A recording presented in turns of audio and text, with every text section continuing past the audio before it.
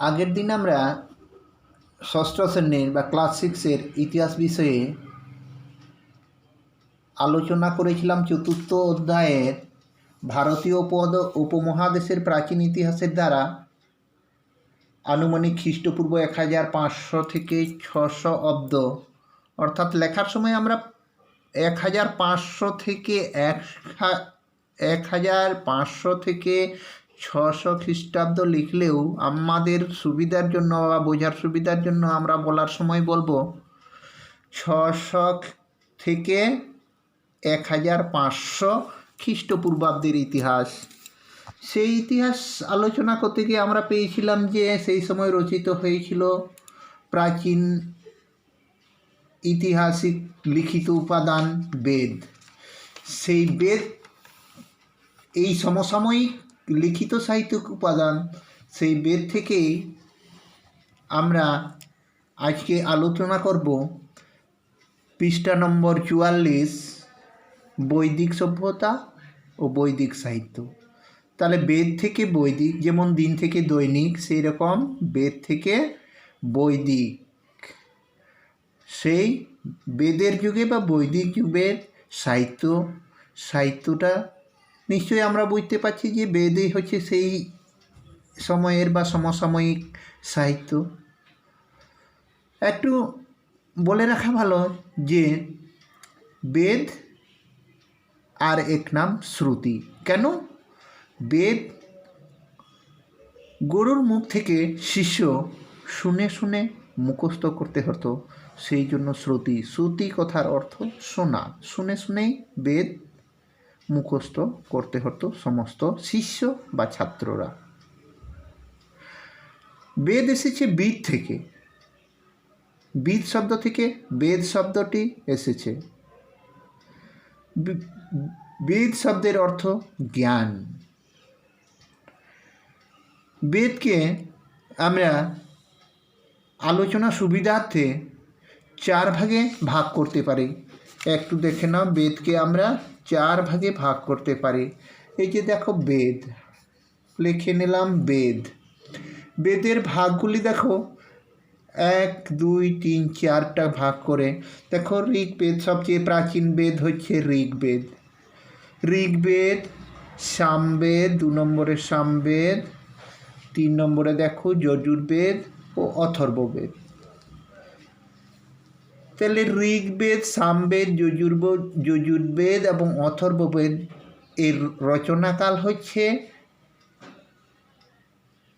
খ্রিস্টপূর্ব 600 থেকে 1500 খ্রিস্টপূর্বাব্দে, অর্থাৎ সেই সময়কার রচিত। সেই সময়কে আমরা অর্থাৎ এই 1500 থেকে 600 খ্রিস্টপূর্বাব্দের ইতিহাসকে বৈদিক যুগের সভ্যতা বলতে পারি। তাহলে এই দীর্ঘ সময়কে ঐতিহাসিকরা বা ইতিহাসবিদেরা 2 ভাগে ভাগ করেছে। এই দীর্ঘ বৈদিক যুগকে 2 ভাগে ভাগ করা হয়েছে। বৈদিক যুগ বলার অর্থ হলো এই যুগে বেদ রচিত হয়েছে, বেদ চর্চা করা হতো, সেই জন্য এই দীর্ঘ সময়কে এক কথায় বলেছে বৈদিক যুগ। আর বৈদিক যুগের সাহিত্যিক উপাদান হচ্ছে বেদ। সেই বেদকে 4 ভাগে ভাগ করা হয়েছে। একবার বলে দিয়েছি, আবার বলছি, ঋগ্বেদ, সামবেদ, যজুর্বেদ ও অথর্ববেদ। সবচেয়ে প্রাচীন বেদ ঋগ্বেদ। তাহলে ঋগ্বেদের এই যুগ হিসেবে, দীর্ঘ সময়কে যুগ হিসেবে ভাগ করা হয়েছে আদি বৈদিক যুগ। আমি দেখে নাও, ভাগ করে দিচ্ছি, এদিকে আদি বৈদিক যুগ আর পরবর্তী বৈদিক যুগ। তাহলে আদি মানেই আমরা জানি যে পুরনো,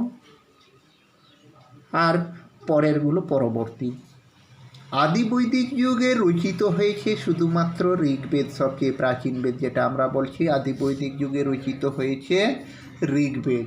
তাহলে রচনাকাল, আদি বৈদিক যুগের রচনাকাল বা ঋগ্বেদের রচনার সময় হচ্ছে কোন সময়? অর্থাৎ বলার সময় আমরা বলছি 900 থেকে 1500 খ্রিস্টপূর্বাব্দে, লেখার সময় লিখছি 1500 থেকে 900 খ্রিস্টপূর্বাব্দে ঋগ্বেদ রচিত হয়েছে বা লেখা হয়েছে।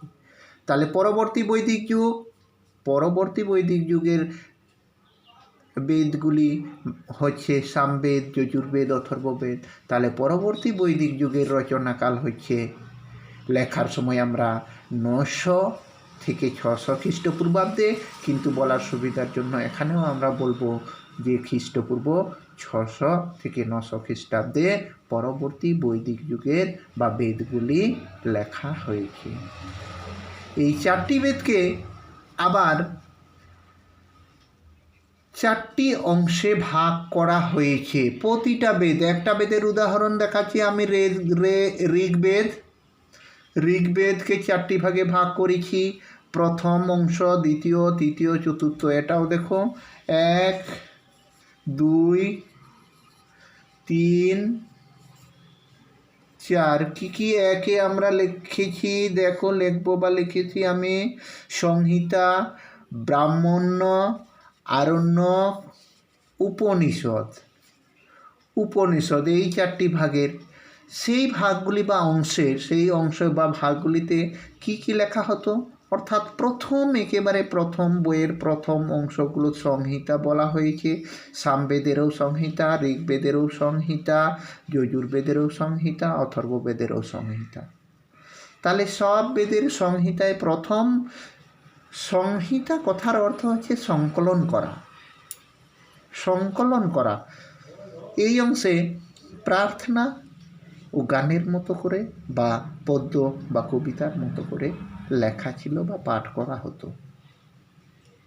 তাহলে সংহিতায়, ঋগ্বেদের সংহিতায় ধরো প্রথম অংশে সংকলন বা সংযুক্ত বা প্রার্থনা ও গানের মতো পদ্য বা কবিতার মতো করে পাঠ করা।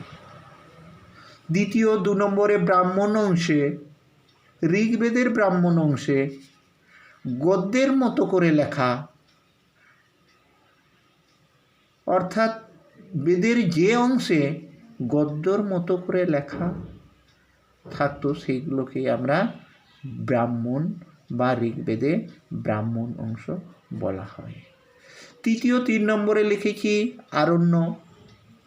আরণ্যক অংশে কি লেখা ছিল আমরা বেদ পড়ে জানি, যজ্ঞ, অনুষ্ঠান, উপাসনা, ধ্যান এই অংশে, অর্থাৎ আরণ্যবাসের সময় তাদের উপযুক্ত পরিবেশের যজ্ঞ, অনুষ্ঠান, উপাসনা ও ধ্যান এই অংশে রচিত হয়।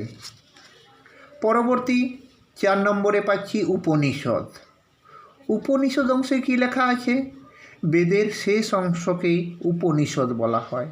তাই বেদের শেষ অংশ এই উপনিষদকে বেদান্ত বলেও বলা হয়ে থাকে।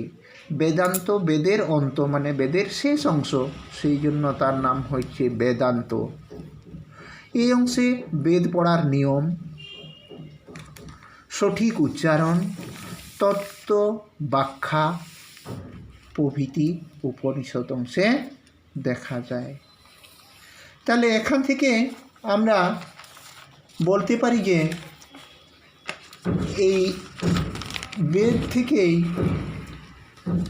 আর বাকি অংশ যে বৈদিক সাহিত্য সম্পর্কে, তাহলে এই সভ্যতা কোথায় গড়ে উঠেছিল, এটা তো আগেই আমরা জানি যে আর্যরা ভারতে প্রবেশ করে উত্তর ভারতের সপ্তসিন্ধু অঞ্চলে বা স্টেপ অঞ্চলে, যেহেতু তাদের তৃণভূমি অঞ্চলে তাদের পশুপালনের সুবিধার জন্য বসতি স্থাপন করেছিল।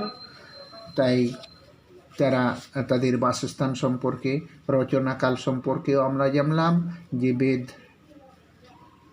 900 থেকে 1500 খ্রিস্টপূর্বাব্দে আদি বৈদিক যুগের অর্থাৎ ঋগ্বেদ রচিত হয়েছে।